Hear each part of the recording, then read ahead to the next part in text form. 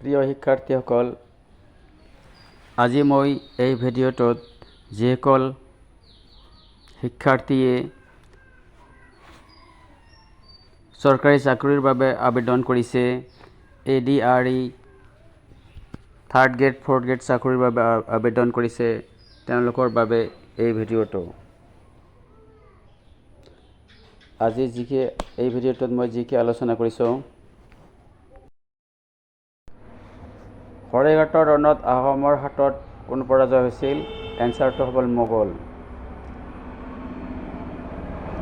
জয়দৌল কোনে নিৰ্মাণ কৰিছিল? অপশ্যন এ শিৱসিংহ, জয়ধ্বজ সিংহ, শুদ্ধ উত্তৰটো হ'ব ৰুদ্ৰসিংহ। সতী দিৱস কেতিয়া পালন কৰা হয়? 1 মে', 9 এপ্ৰিল, 21 এপ্ৰিল, 21 জুলাই। উত্তৰটো হ'ব 21 এপ্ৰিল। আয়াৰলেণ্ডৰ মুদ্ৰাৰ নাম কি? আয়াৰলেণ্ডৰ মুদ্ৰাৰ নাম কি হ'ব? ইয়াত 4টা অপশ্যনৰ ভিতৰত আয়াৰলেণ্ডৰ মুদ্ৰা হ'ব ইউৰো।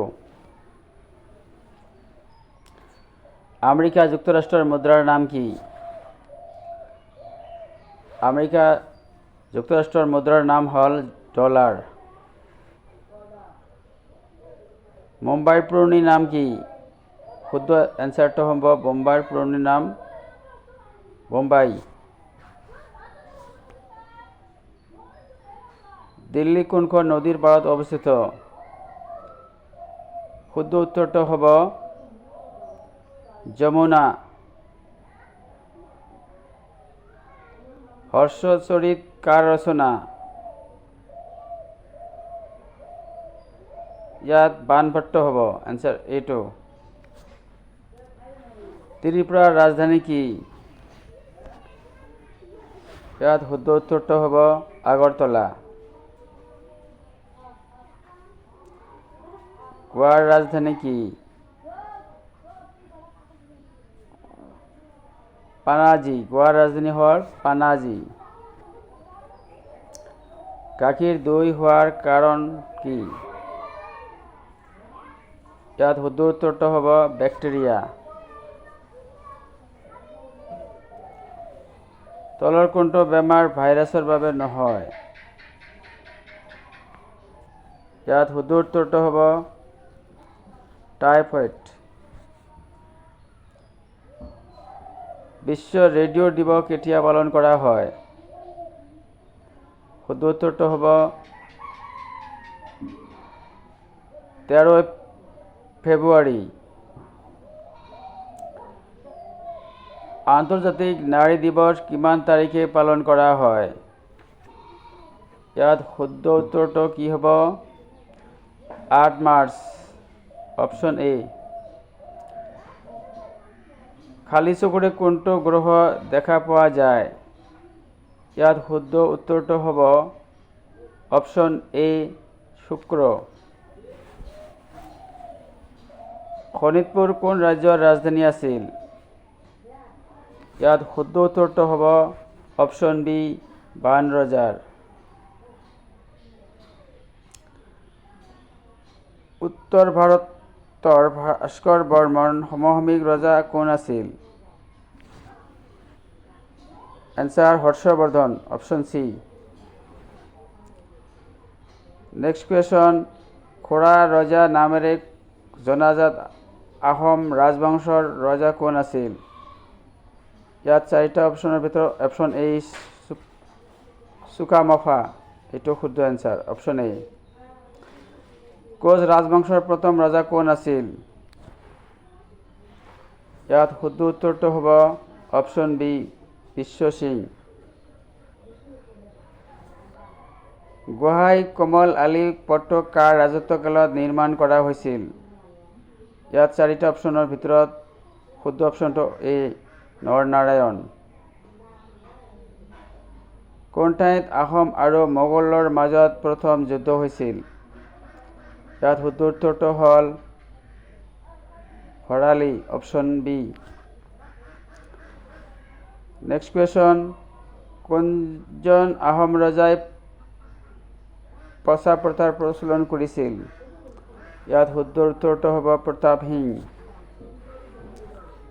নেক্সট কুৱেশ্যন, অসমৰ স্কটলেণ্ড বুলি কোনখন ঠাইক কোৱা হয়? ইয়াত শুদ্ধ উত্তৰটো হ'ল অপশ্যন বি হাফলং।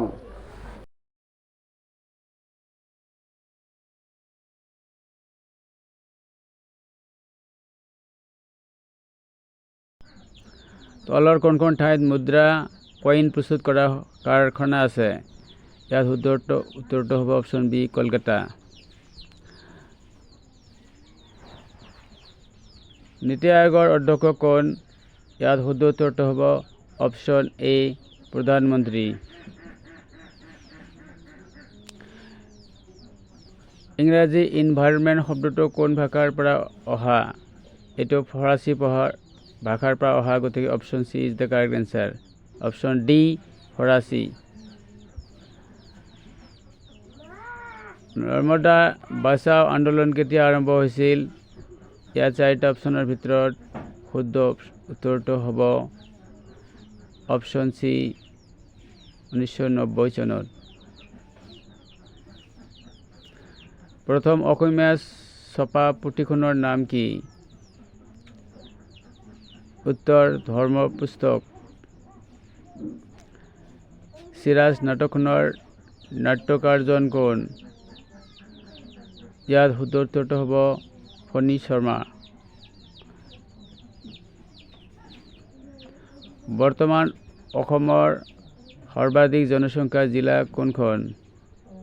শুদ্ধ উত্তৰটো হ'ব নগাঁও।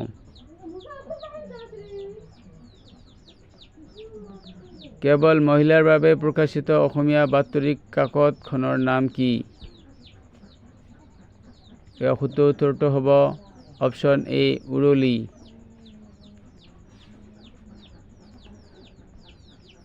লতা কটা ৰণ কোন চনত সংঘটিত হৈছিল?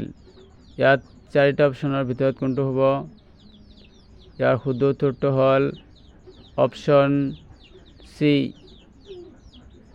আহোমসকলে অসমত কিমান বছৰ ৰাজত্ব কৰিছিল? ইয়াত চাৰিটা অপশ্যনৰ ভিতৰত 600 হ'ব। অপশ্যন খ। কেতিয়া আহোম শাসন আৰম্ভ হৈছিল? আহোমসকলে অসমত শাসন আৰম্ভ কৰিছিল, ইয়াৰ শুদ্ধ উত্তৰ হ'ব 1228 খ্ৰীষ্টাব্দত। অসমৰ স্বাধীনতা আন্দোলন প্ৰথম শহীদ হৈছিল? ইয়াত চাৰিটা অপশ্যন দিয়া আছে, ইয়াৰ ভিতৰত শুদ্ধ উত্তৰটো হ'ব পিয়লি ফুকন। পানিপথৰ প্ৰথমখন যুদ্ধ কেতিয়া হৈছিল? ইয়াত শুদ্ধ উত্তৰটো হ'ল অপশ্যন এ 1526 চনত।